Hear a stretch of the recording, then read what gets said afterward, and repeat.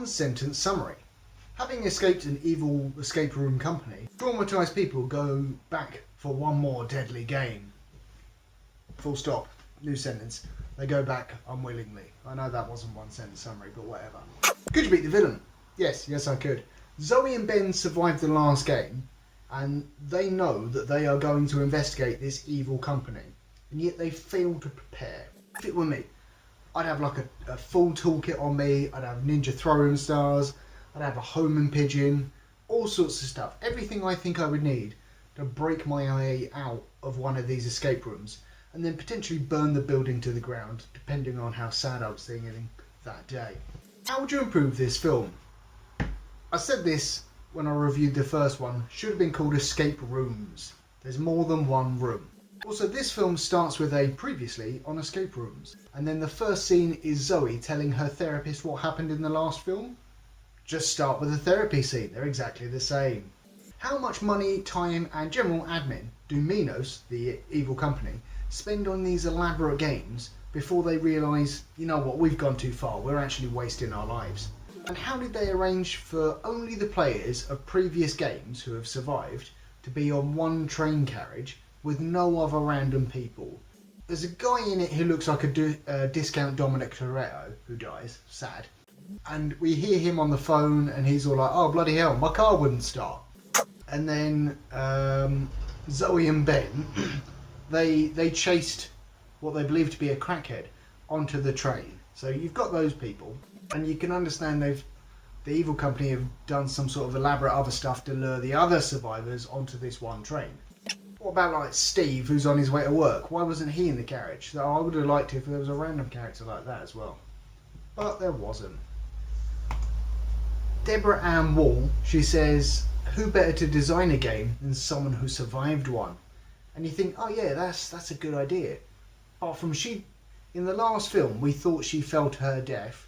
She didn't, she landed on a big crash mat, but in my head, she didn't survive a game. Ben's only skill is knowing smart people and listening to them.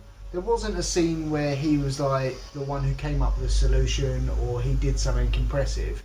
It was literally just like, Ben, go and look for one of these. He's like, okay. The acid rain scene felt like there was a bit missing.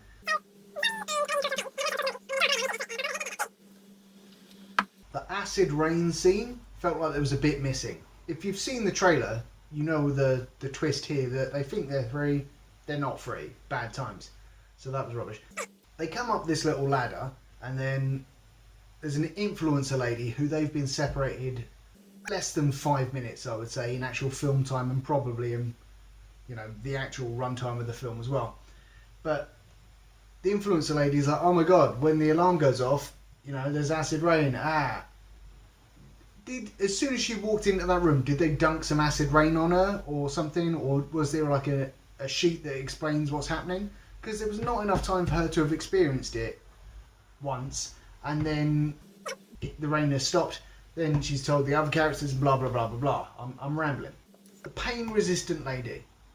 I'll tell you what as well. In that rain scene, there's a sad bit where Zoe gets in a taxi, then the door locks, and the other two, they've got to just get dunked on by this acid rain, and they're gonna die. Get under the taxi if you can't get in the taxi. Christ. Anyway, the pain resistant lady. I thought she was in on it because she knew too much about plastics that don't melt, and also she overheard way too much of Zoe and Ben's conversation at the start of the film, bearing in mind, there was, electricity and all sorts of crap going on to distract her, and yet she still heard too much of it. Maybe we should come back in the third one, who knows? She didn't come back in this one. The lapsed priest man, after discount Dominic Toretto dies at the start, he says, did anyone even know his name? Judgmentally. No one had introduced themselves because the train carriage started getting electrocuted and everyone had to, think on their feet and move quickly. There was not enough time to shake hands with everyone and give them a backstory. So don't be like that, guy. And it shocks me that the characters in this could tell what was a clue and what wasn't a clue. The first room, I fixated on that and I don't know why.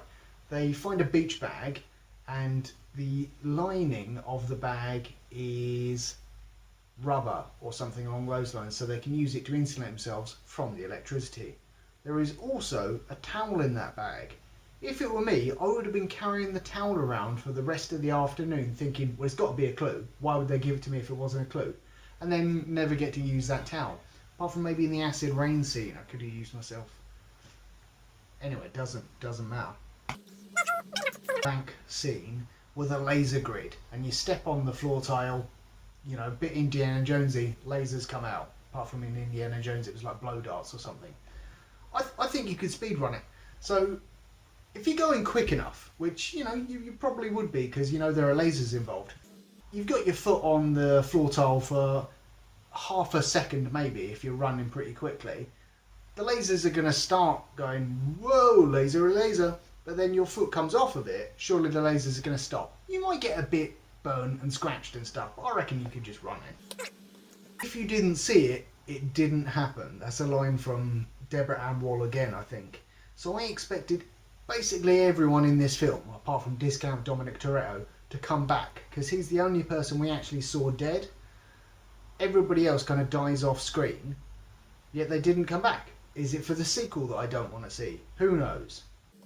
Did Zoe, who's, you know, she's smart, she's survived the game, she's going after the evil company, actually use Google Maps to track down their headquarters? Because we saw, you know, an image on her phone that looked like Google Street View. That doesn't seem very professional.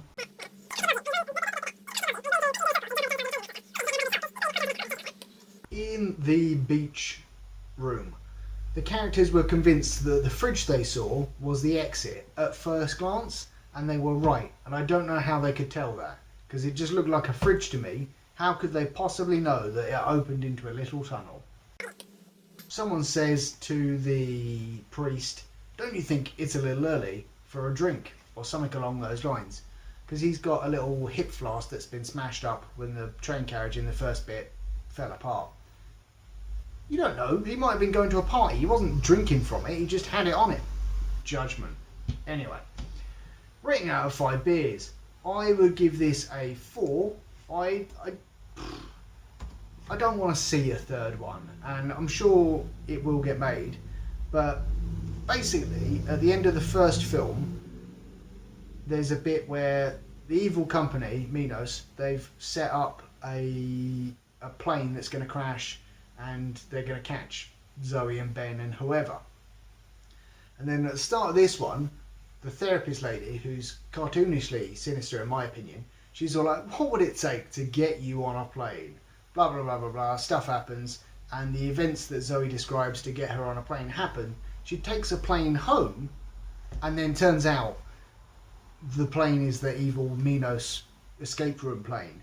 So this kind of felt like a bit of a trailer for the third one. Anyway, 4 beers. Bye.